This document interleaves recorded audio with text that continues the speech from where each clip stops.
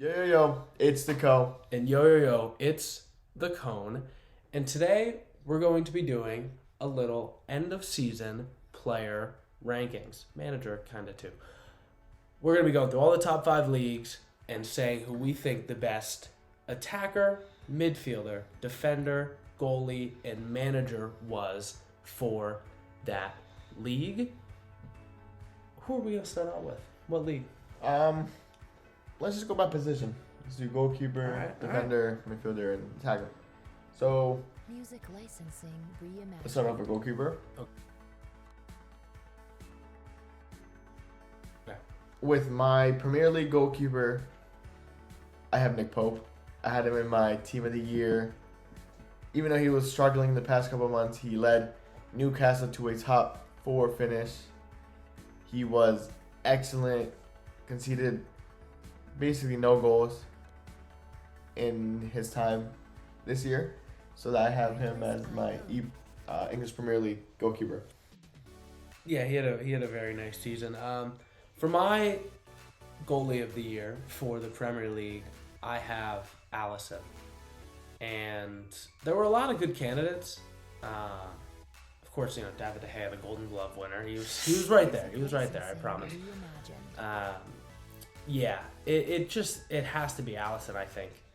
The only reason that Liverpool are in Europe this year is because of him, in my opinion. He's the only one that gave them chances early in the season when they started to play better towards the end, but earlier in the year, he was the reason that they didn't go a lot further down than they did. Next, we have La Liga. For my goalkeeper, it has to be Marc-Andre Ter Stegen. There's no need to talk about him. 26 clean sheets, the best goalkeeper, I feel like, in all of the top 5 leagues. He deserves to be up there as one.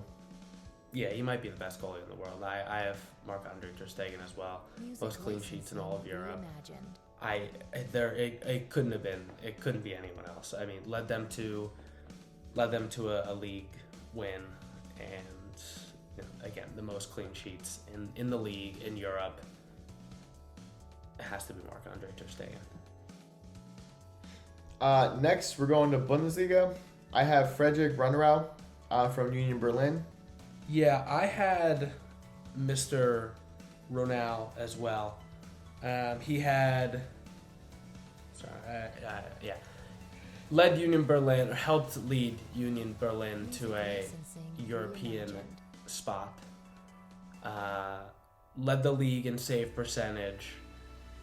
I believe he had the most goals prevented in the entire league. So there were a few good goalies in the Bundesliga this year. I think Frederick Ronau just barely scraped it out for me. Next off, we have the Serie A. I have Ivan Provedel from Lazio. He was second in least amount of goals conceded. He led Lazio to a Champions League spot and also second place in Serie A. And he also had 21 clean sheets. Very impressive. Yeah, I had Provedel as well. 21 clean sheets, really good. Most goals prevented in the league, highest save percentage. Lazio had an incredible season that I don't think would have been possible without him playing as well as he did. And then for the last one, we have Ligue 1. I have Yehezkel, Diouf, that's how you say it, from Reims. Not in a very good position mid-table, but he had 14 clean sheets. Reims should have been more down in the table without him. He was in top 3 of all the categories in goalies, which means he's a really good player, really good goalkeeper, and really shows you how important he is to that team. He had a very good season. I had Benjamin Lecomte. I tried to say, in the most French way possible. He had the most saves per 90 minutes. He had the second most goals prevented. But when I was looking at the rankings of all of those stats, the Reims goalie was there, but he was first or second in most. And yeah, I really liked his season for Montpellier. Next off, we are starting with defenders. Would you like to start off? Yeah, my Premier League defender of the season, despite not playing in all of the games, he missed a few. I have Ruben Diaz. I hate to put a Man City player in. It's obviously not going to be the last Man City player that I have in the list. I mean, let's be real with ourselves. But Ruben Diaz had an incredible season in the games that he played. He's such a good defender, and I think I'll take the trade off of him missing a few games if he were to play that well for any club. Man City. I had Kieran Trippier. Very, very great right wing back. Likes to know how to put it into the box. Knows how to play well with his teammates, and then just very good player overall. I think could compete with Kyle Walker for England's right back job this summer. But let's see how that goes. Very good at free kicks as well. Yeah, very good at free kicks. On to La Liga. My best defender of the season was Eder Militao. I was thinking about putting a Barcelona player in, but I didn't think one stood out more than the other. I kind of thought it was just a cohesive team unit with them, and obviously Ter Stegen as well. But Eder Militao had a phenomenal season for Real Madrid, got them into second place, and just a rock in their defense. I have two players, one from Barcelona and one from Real Madrid. I couldn't choose or pick one. One is Ronald Araujo from Barcelona and Antonio Rudiger. Both are very great defenders. I feel like Araujo is a very good defender one-on-one, but Rudiger is a very great leader in the back. You saw it with the way when Eder Militao came in for him in the Champions League semifinals, the whole team just went down. Even though Militao did deserve the spot, I feel like Rudiger was the right man for the job. He kept Haaland out of the last third of their side. But I feel like those two deserve a lot of credit for their defending. One of the fastest players in the world, that's great, but he is On to really Bundesliga. good defending as well. Knows how to get up, Alphonso Davies, to the point where he can play on the left wing for Canada. A really good defender, knows his role, plays it really well for Bayern. Was a major reason that they won the league this season. I have Jermaine Frimpong. Yeah, he's a very good player. Moving on to the Serie A. My best defender was Kim Min-jae from Napoli. Similar to Man City, it's not the last Napoli player that I'm going to have on the list. When you win the league by as much as Napoli did, it can't come from one person only. Kim Min-jae had a phenomenal season. One of the best defenders in all of Europe this year. Got Napoli to win the league, got them out of the group stages of the Champions League, and he'll have a big move coming to him. If it's not United, it'll be somewhere else, but he does definitely have a move to basically whatever club he wants this summer. And I also had Kim Min-jae, United's number one target at the defensive spot. Played very, very well for $13 million or 13 million euros He was a very great signing for them, and he deserves to be the number one defender on the list. Yeah, moving on. Final league, Liga Uber Eats. I have Nuno Mendes. Music licensing reimagined. He is. I know they kind of play in a different formation where sometimes he's a little bit up. Yeah, just edit this out. Sorry, bad air and whatnot. What are we supposed to do in this economy? Nuno Mendes was the best defender in the league for me. PSG won the league. He is so dynamic. He's so good out on that left side, and I think he's gonna continue to be this good and even better for many, many years. For my defender, I have someone from Marseille, Chisel Mbembe. He is a great defender, has a lot of goals for a center back. Seems to be very careful on defense. I know he was one of the people who had the least amount of yellow cards and least amount of fouls, and he seems to be a very good defender for Marseille, which he deserves to be at that spot too.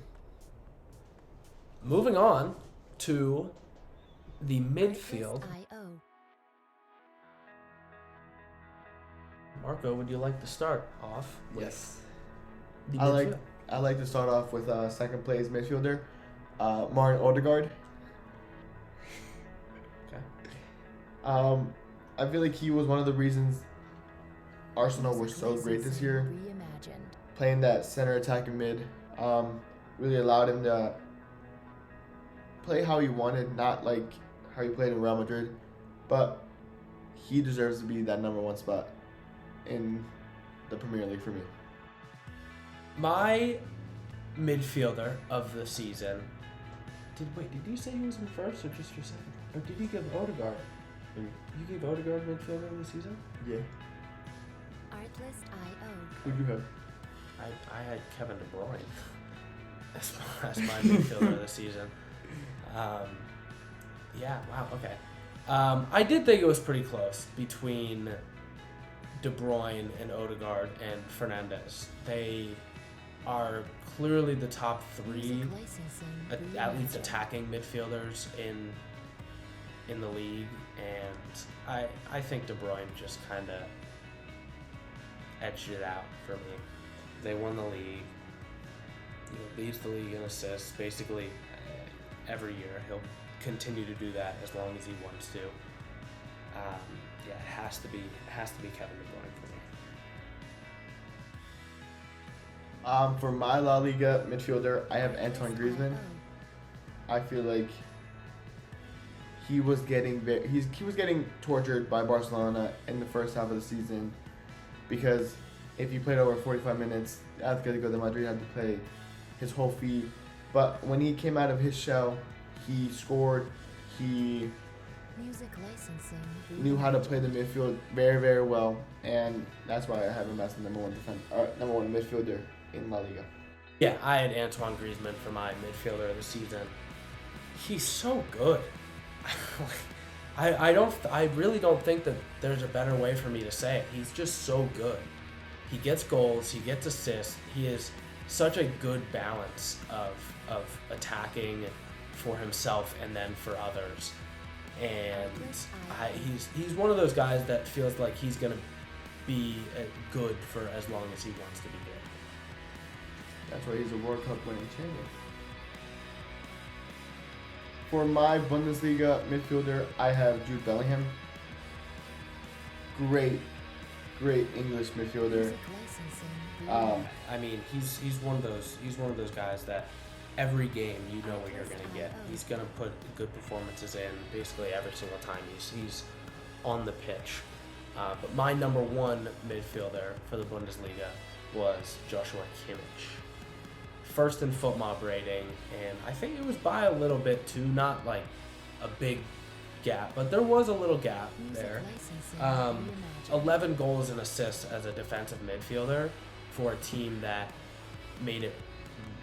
won the league, made it made it far in Europe, far in the domestic cups. I know they didn't win the main one, but you know, he is a major part of that team's success. For my Serie A midfielder, I have Lorenzo Pellegrini from Roma. Artlist.io. Man just knows how to score and assist from the midfield. He had the same amount of contribution from the league to the Europa League, which was 5 goals and 4 assists, and 11 less games. You can tell he's a big-time player in big-time games. That's why I had him as the number one Music as licensing. midfielder in the Serie A. I had a different Roma midfielder for my top midfielder of Serie A. He is listed as an attacking midfielder. I know he does play center forward sometimes, but he also does play as an attacking midfielder. I have Paulo Dybala. He is... Artlist.io. I kind of consider him very similar to Griezmann in the way of like they know exactly when to create for themselves and when to create for their team and for their teammates. Just so effortlessly good.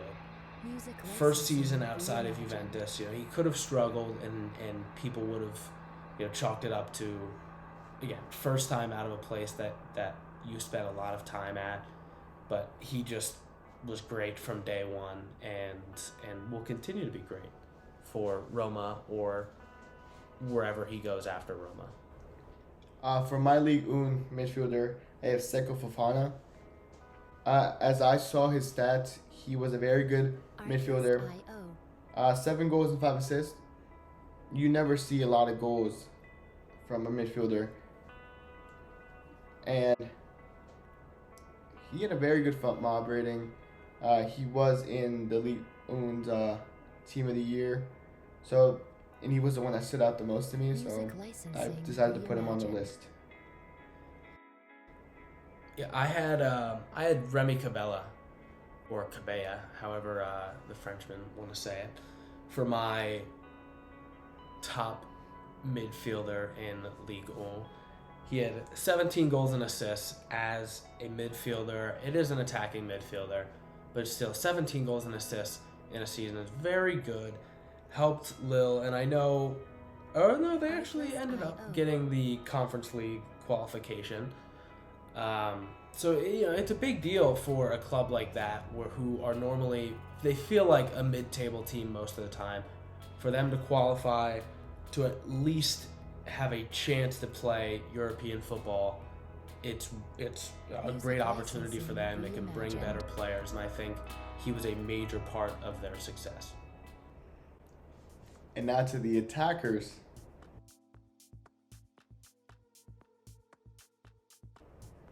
The goal scorers. Aidan, would you like to start us off with our first player? Yeah, I would like to give an honorable mention before I go for this.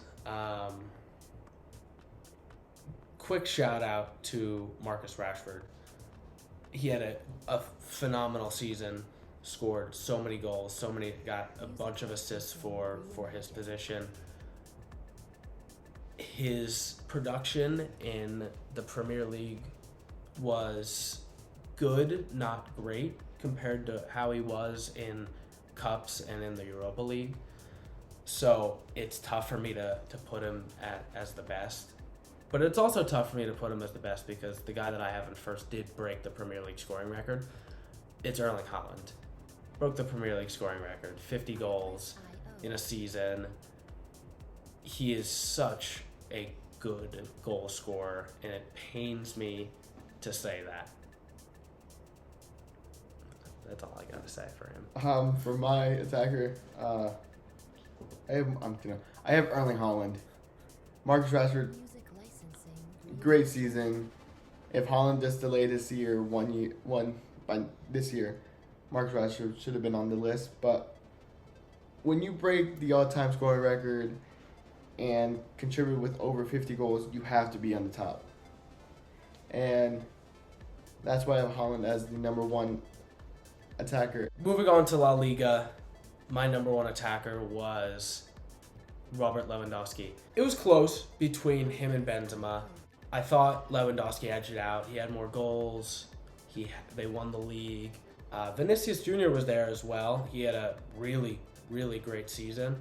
But it just has to be Lewandowski to come into a league, what's considered a harder league, to come in and lead the league in goals the first year and to win the league as the team's main forward. It's a great feat, and he deserves the spot that he's getting. I also had Robert Lewandowski. I feel like he's a true champion, basically.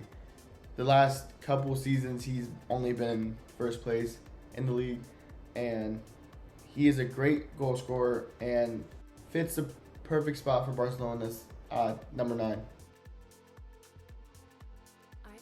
For my Bundesliga attacker of the season, I had Christopher Nkunku. He got the golden boot, and I think he'll be a difference maker for Chelsea from day one. I am upset with myself that I didn't put Nkunku in there. But I also have a very great attacker from Frankfurt. I have Koulibaly. Yeah, Koulibaly. He's very young.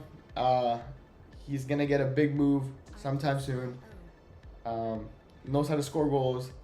Also contribute to his teammates. And that's why I had him as number 1 this year. Moving on to Serie A, I don't think this should be a surprise to many people. It's Victor Osimhen. What an amazing season that he had. Led the league in goals. I believe he led in goals and assists. Phenomenal player, difference maker every single time he steps on the pitch. One of those guys as well that it feels like a big move is coming this summer. Kvaratskhelia had a great season as well, so can't take anything away from him. Those two, they feel like they just go hand in hand together as a duo, as a team. It was a great year for both of them, but for me, Osimhen just edges it out a little bit. I actually had Kvaratskhelia. I feel like the one who provided to Osimhen, also scored a lot of goals. Pretty sure, I don't know if it was his first season at Napoli. I'm going to double check now. Because if it was, then It was his first season at Napoli. He fit in pretty well with the team. And to come in as a 1-year player, because he's going to move somewhere this year, maybe not.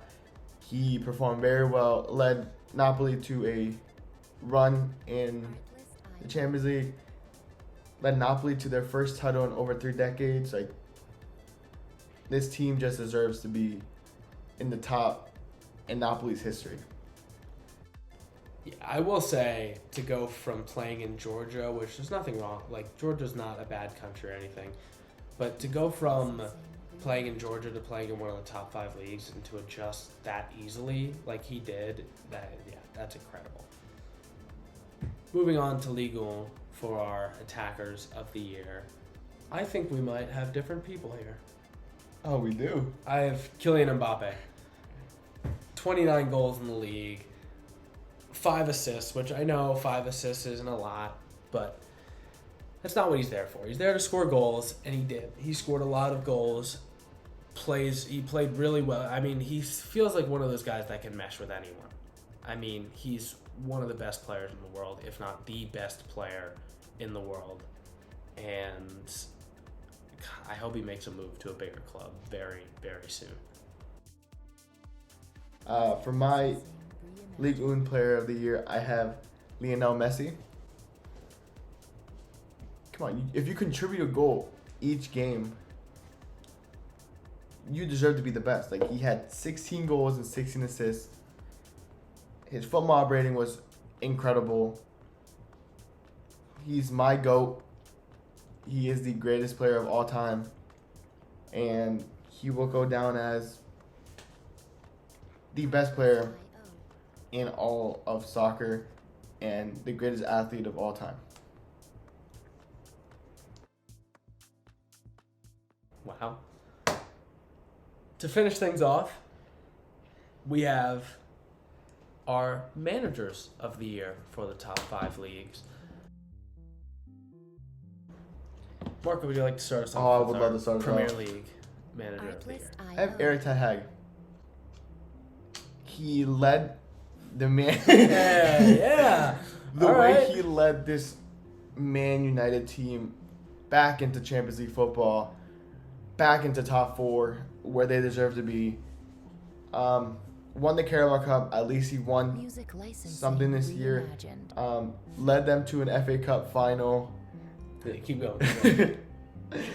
And all the hate he was getting coming into the league, he wrote all of them off. Like, he proved that he was the man for the job, proved that this team was meant to be in the top 4, and I wouldn't be shocked if he's top 2 or if he even wins the league next year with United. Artlist.io. That was great. I really enjoyed that. I actually didn't have Ten Hag for mine. I can't believe I didn't put a single Man United player in there. I had Roberto De Zerbi from Brighton. I don't know how much. I feel like we've already said so much about Brighton, just in general in our time with the channel. His ability to have these players that no one has ever heard of just become good and big difference makers is unbelievable. I mean, I know that's their development system, that's their scouting department, but it is him too. He was a really big part as that why they got top 4 this season in teams much bigger than them with more funding, a deeper history, all of that. It didn't. They beat out Liverpool, they beat out Spurs, they beat out Chelsea, and I know some of them weren't that difficult to beat out, but still, to do that over the course of an entire season, to play better than those big clubs is a really awesome thing to see for a smaller club, admittedly, than some of the other teams in the league. And now for the La Liga Manager of the Year. I know Aidan has a lot of hate on my manager, but I do have Xavi Hernandez. I feel like he was the right man for the job. He led Barcelona to 4 games against, or I think it was 3 games against Real Madrid. He won the La Liga pretty easily, and that's why he deserves to be the Manager of the Year.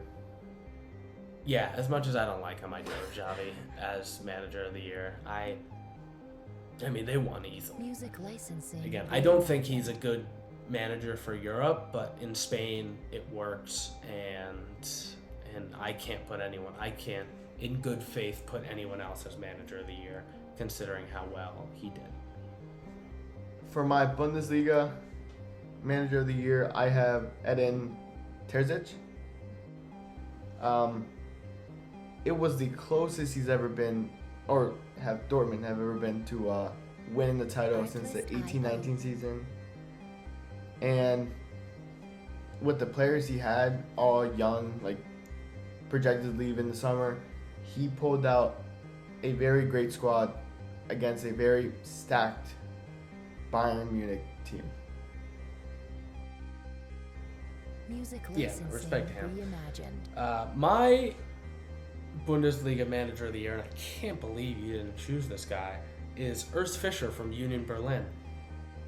I mean, he got a club like Union Berlin, who, again, it's similar to the Brighton argument, not a big club in terms of like funding and history compared to the Bayerns and the Dortmunds of the world. They got a Champions League spot. Artlist.io. And I think the manager plays a really big part in that. He had a wonderful season managing Union Berlin. For my Serie A, I do not have Jose Mourinho.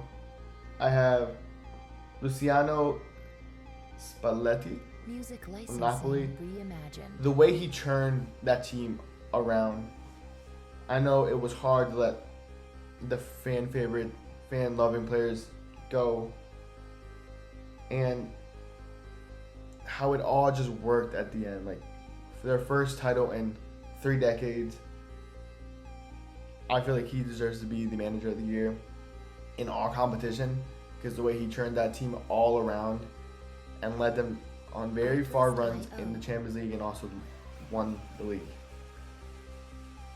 Yeah, I am fully in agreement. Luciano Spalletti wins for Napoli, not even close. I do agree he was the best manager in all of Europe this season. To turn a team with guys that some people hadn't heard of before the season. Like, not many people knew who Kvicha Kvaratskhelia was before the season started. Victor Osimhen was good, not what he is now. And to turn them, and Kim Min-jae as well, to turn them from a team that could maybe contend for Europe, or would probably contend for Europe, to winning the league and having it not be that close is amazing, and it shows how good of a manager he is. And then last for my Ligue 1 manager, I have Frank Heis from Lens. What a great run he had this year. Just led that team to second place. It's unfortunate that he didn't get the title. I feel like he deserved it more than PSG. They were struggling all along. And I saw the post that Messi was the reason Lens didn't win the title. Because there was one free kick in the 96th minute that he scored that made them 1 point over Lens. Very unfortunate for him. Yeah, I had Frank Heis as well. Lens was 1 point away from beating PSG with Messi, Mbappe, and Neymar to win the entire league. 1 point away. You know, Lens had a good squad this year. Looking at the team, they did have a good squad. They had good players, but again, it's the manager, I think, that gets teams to that level or to that next level. And yeah, Heis had a wonderful season managing them, and I think it's going to continue for Lens as well. And I can't wait to see him next year in Champions League football. Yeah, can't wait for Lens. Well, guys, that is all for today's video. If you enjoyed it, leave a like, subscribe, post notifications, blah blah. You get what we're saying. Make sure to comment if you have any video suggestions for the month of June. Doing 2 videos a day. We can make videos. We have enough ideas, but it's kind of scraping the bottom of the barrel at certain points. So if there's stuff that you want us to see, just let us know, and we would love to do it. So until next time, see you guys later.